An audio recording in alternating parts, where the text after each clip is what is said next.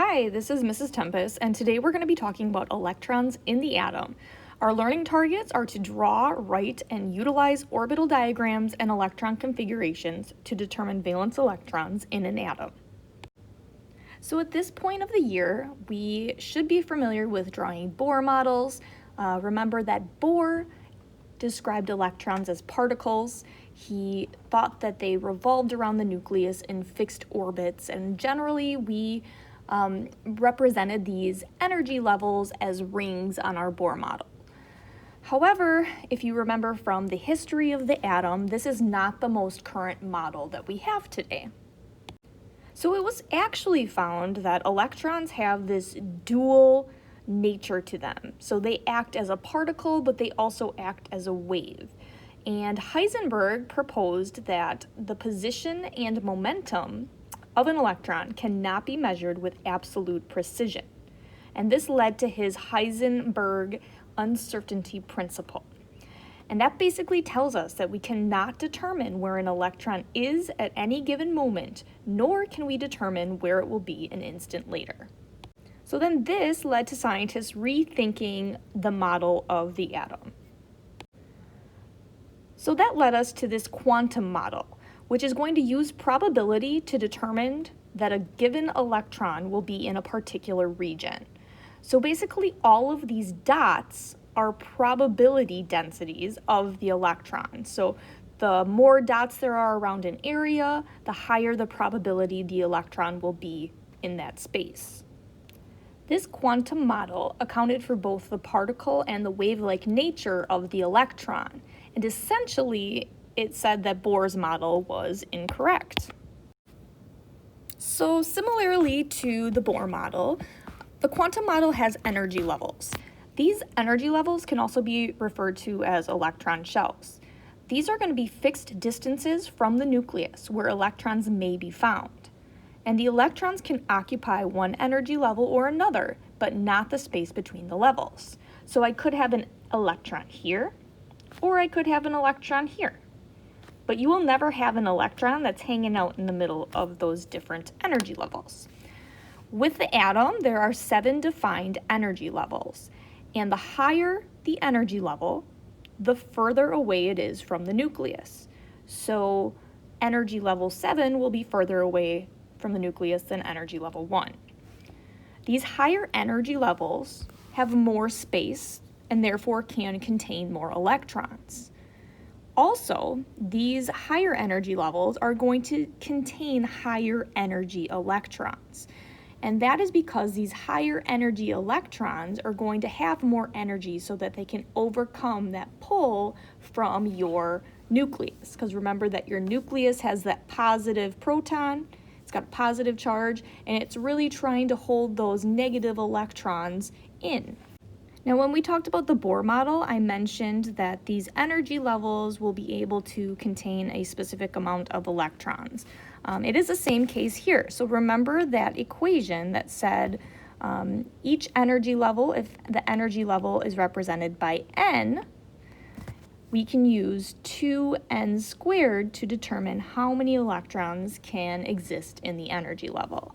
So that led us to that first energy level only able to hold 2 electrons. The second energy level can hold 8, the third level can hold 18, and then the fourth level can hold 32. And generally, we're not going to go anywhere above that. These energy levels can then further be broken down into sublevels. So these are going to be areas within energy levels that help represent that three-dimensional shape of an atom. These sublevels are going to be labeled S, P, D, and F. So you'll notice that the S block right here, the P block right here, the D block is here, and then the F block. So think about what kind of elements are existing in these different blocks. You should be referring to your periodic table knowledge that you gained in the beginning of this unit. Another thing to notice is that helium actually shifts to the S block. So that is different than the periodic table that you're probably used to looking at. So looking at this diagram, you might also notice that depending on the energy level, there are a different amount of sublevels that exist. So energy level 1 only has an S sublevel, energy level 2 has an S and a P, 3 has SPD, and you guys can read the rest of this table.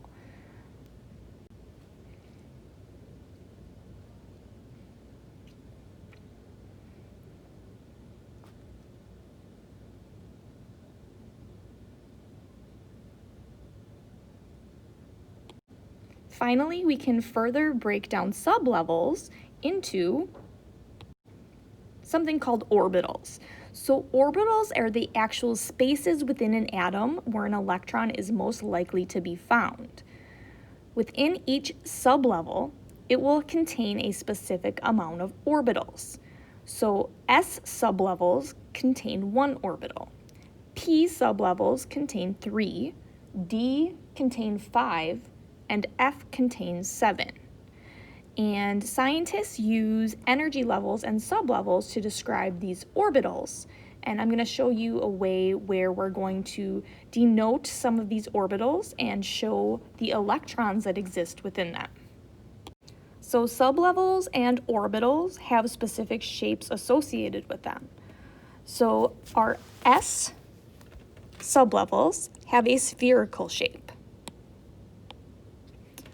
Our P sublevels have more of a dumbbell shape.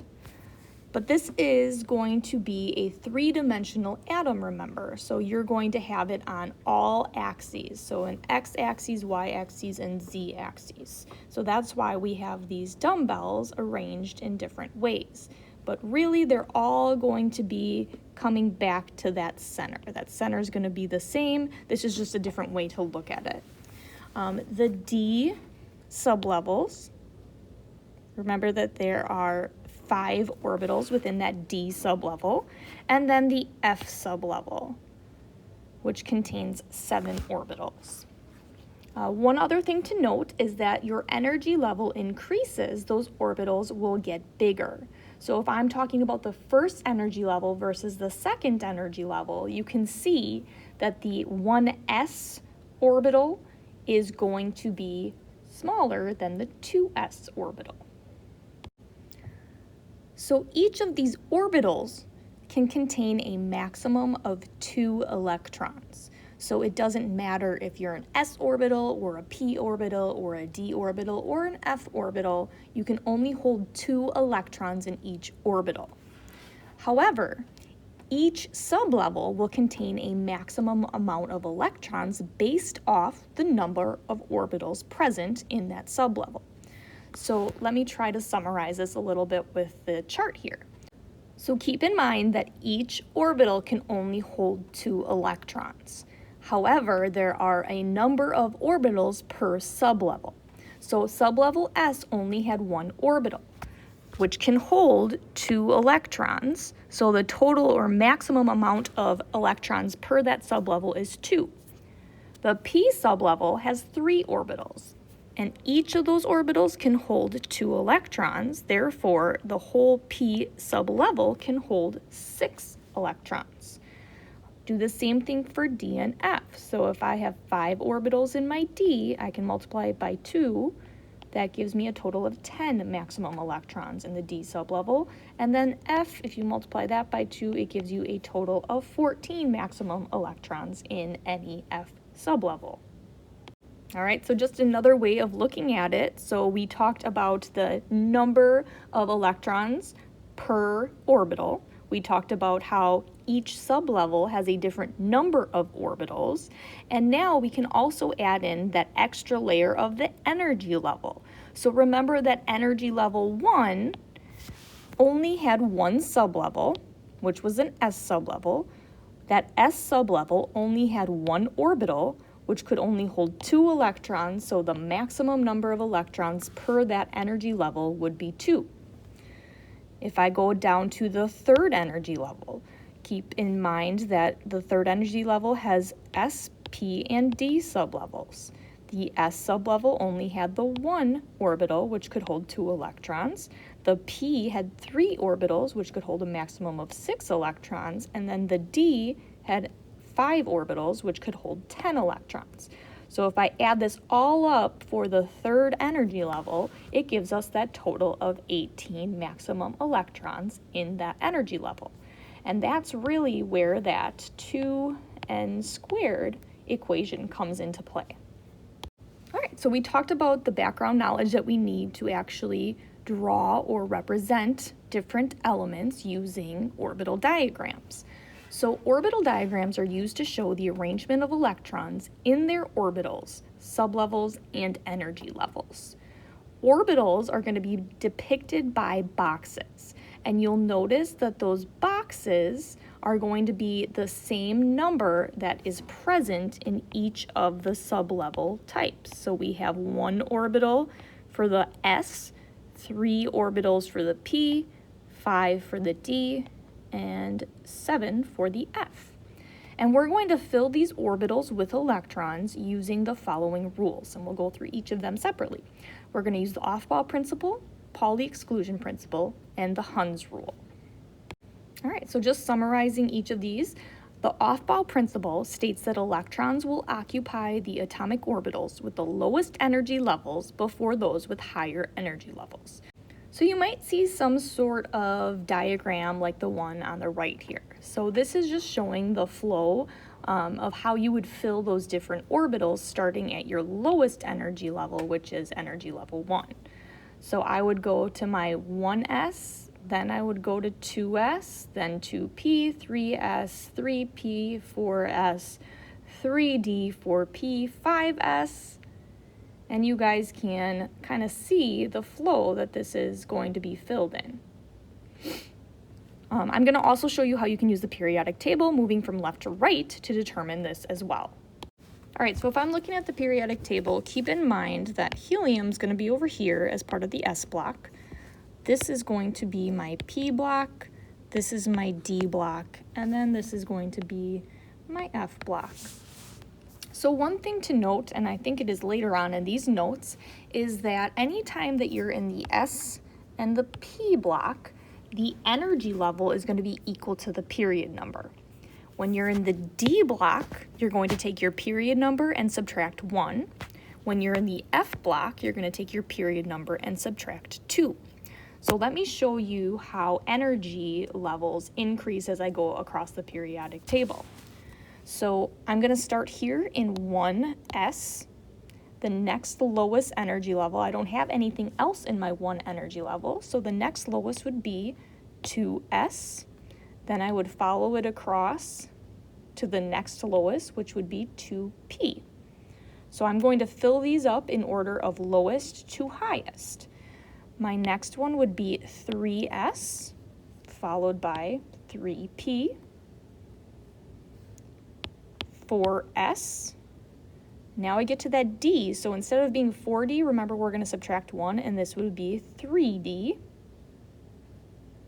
And then we're back in 4P,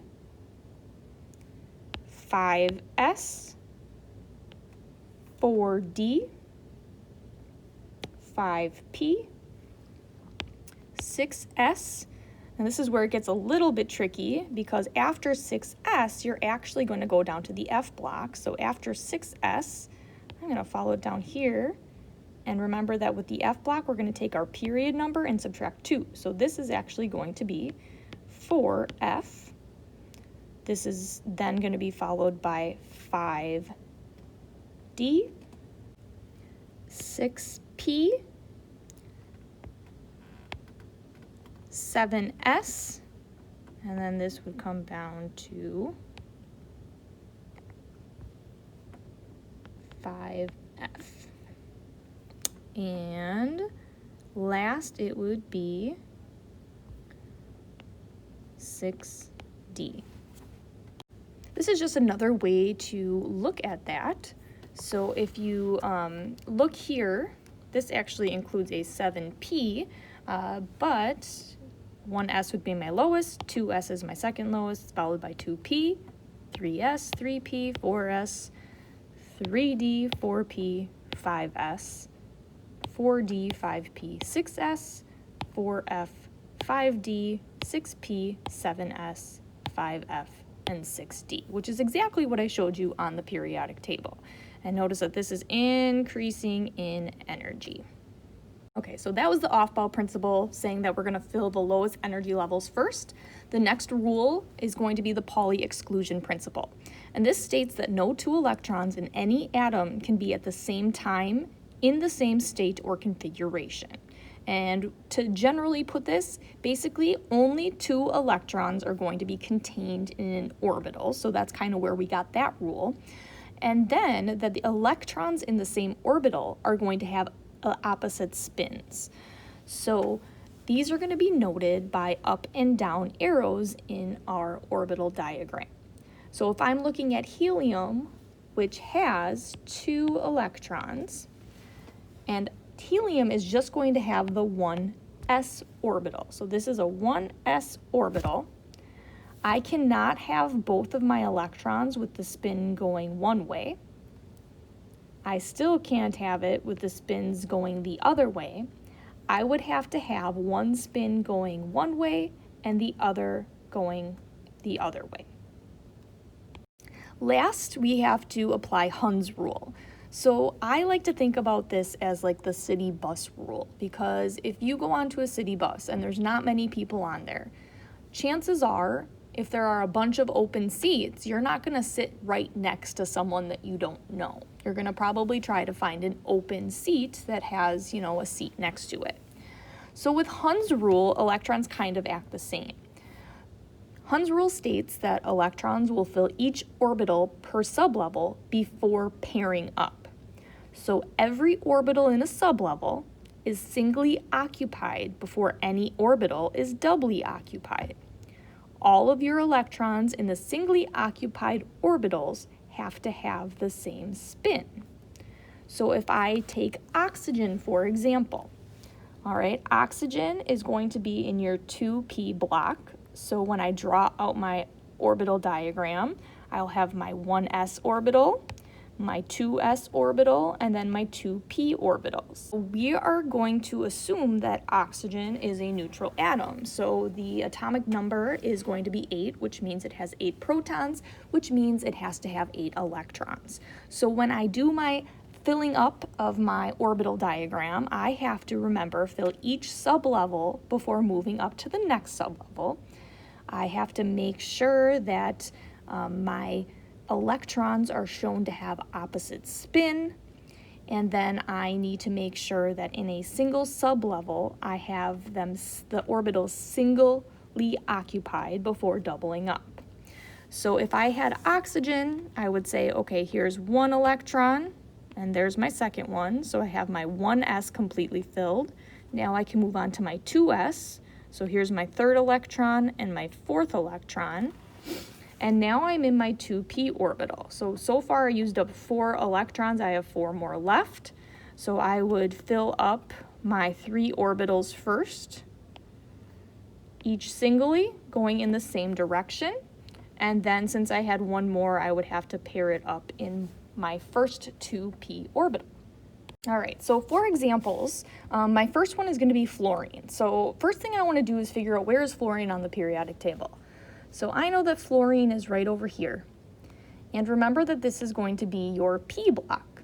And when we're dealing with the S or the P block, the period number is going to be the same as the energy level. So F, or fluorine, is going to be in the 2nd energy level. And to get to that 2p block and sublevel, I'm going to have to go through first 1s. So I know that I'm going to draw a box for 1s. I'm going to have to go through 2s to get to 2p. And then I'm going to end up in 2p. So I'm going to draw all of my orbitals that go in the p sublevel. So remember that there are 3 in the p sublevel. All right, now I'm going to take the number of electrons of fluorine and I'm going to put them into my orbital diagrams as we described following those rules. So fluorine has 9 electrons. I'm going to fill up my lowest energy first, opposite spins. So here's 1, 2, then the next 3, 4, 5, 6, 7, 8, and 9. So that is how you would do an orbital diagram for fluorine. Now, if we think of a more challenging one, such as germanium, I would do the same thing. I'd follow the same exact steps, but I might have to add some more energy levels or energy sublevels and orbitals. So here, germanium is also going to be in your P block, but now I'm going to be on the 4th period, which means it's the 4th energy level. So I need to draw out all of my orbitals to get to that 4p sublevel. So I'm going to have to go through 1s, 2s, 2p. All right, so right now I'm through here. I'm going to have to go through 3s. And then after 3s, I'm in 3p. After 3p, now I'm in 4s. And then the next one, remember that this D block, we have to take our period number and subtract 1. So instead of 4D, it's going to be 3D. And I actually put it down here. And the D block is going to have 5 orbitals. So this would be 3D. And then finally, we're ending up in this 4P, which will have the 3 orbitals. Okay. Germanium has 32 electrons. And basically, since I know it's in that 4p orbital and sublevel, I'm going to just draw in all of my electrons up until I get to my sublevel that I'm in. So I'm going to draw all of these in.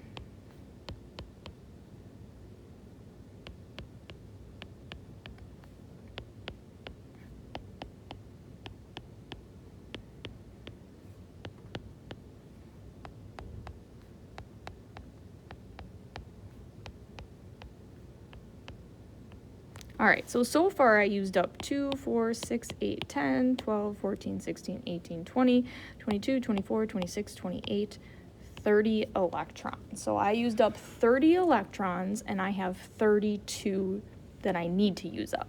So I have 2 more that I'm going to have to put into my 4p sublevel.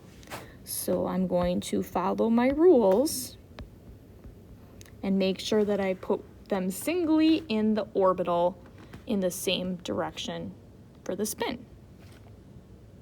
All right, so those were orbital diagrams. Similar to orbital diagrams, but definitely different, are electron configurations. So with electron configurations, we are no longer drawing boxes to represent those individual orbitals. We're also not going to draw arrows to depict electrons, and it's not going to describe the spin of the electrons. So electron configuration still does use that off-ball principle of filling the lowest energy levels first. The electrons are going to be noted as superscripts to represent how many exist in each sublevel. So if I take my orbital diagram for oxygen that we drew out before, if I wanted to put that into an electron configuration, basically these 2 electrons now get put in here as a superscript. All right, the 2s, these 2 are superscript. And then with my 2p, I had 4 electrons, so that 4 will go as a superscript next to my 2p sublevel. All right, so for electron configurations, generally you do want to find where your element is on the periodic table, just so you kind of know where to end. So with our first example, I have cobalt. And now this is where I'm really going to kind of go through the periodic table as I'm counting electrons. So as I go through my S block, remember helium is going to be part of that, I start out at 1s and I counted 2 electrons. So I'm just kind of referring to each element as I go up as an electron. All right, after 1s, I do 2s, which also has 2 electrons. Remember, the s orbitals can only, or s sublevels can only hold 2 electrons because they only have 1 orbital. All right, after 2s, now I'm going to go across to 2p. All right, so my p sublevel could hold 6 electrons. Next would be my 3s, which could hold 2. Then my 3p, which can hold 6. My 4s, which can hold 2. And now I am in the same sublevel that my given element is in.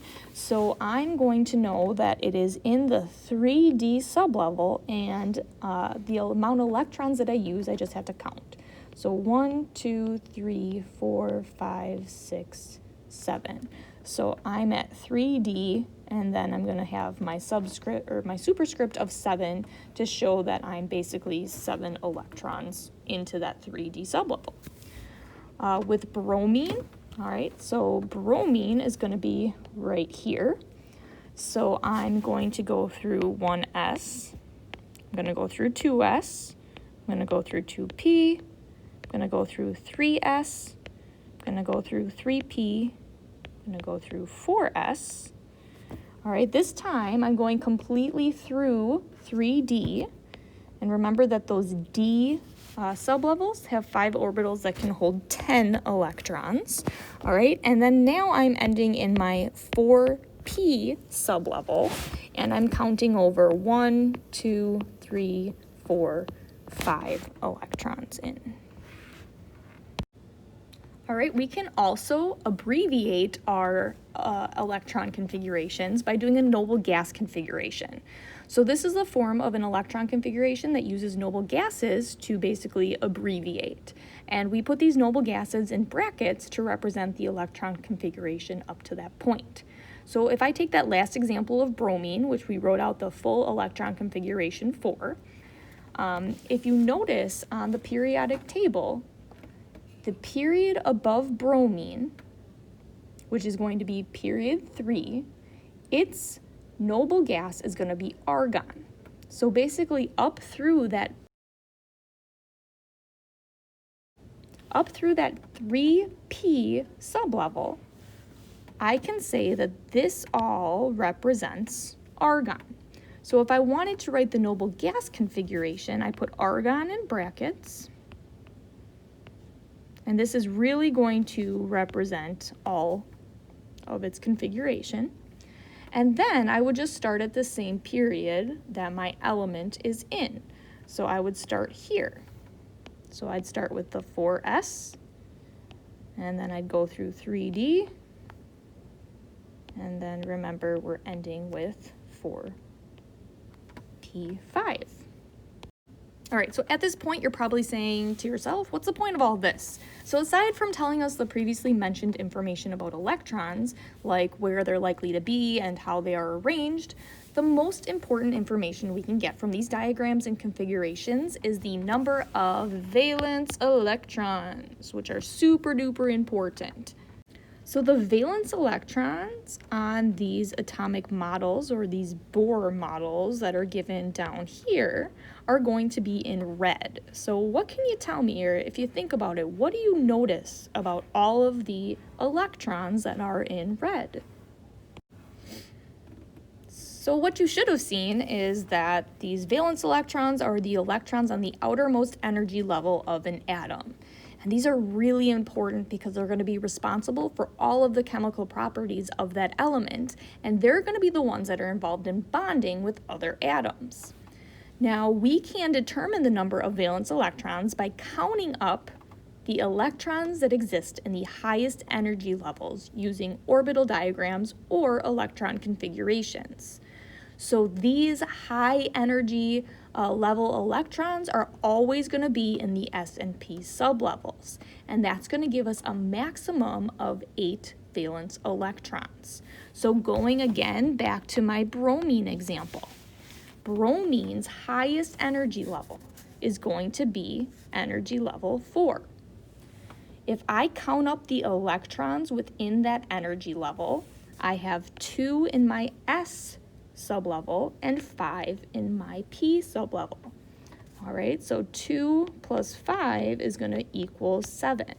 So bromine has 7 valence electrons. Now you should be able to determine how many valence electrons there are given an electron configuration or an orbital diagram.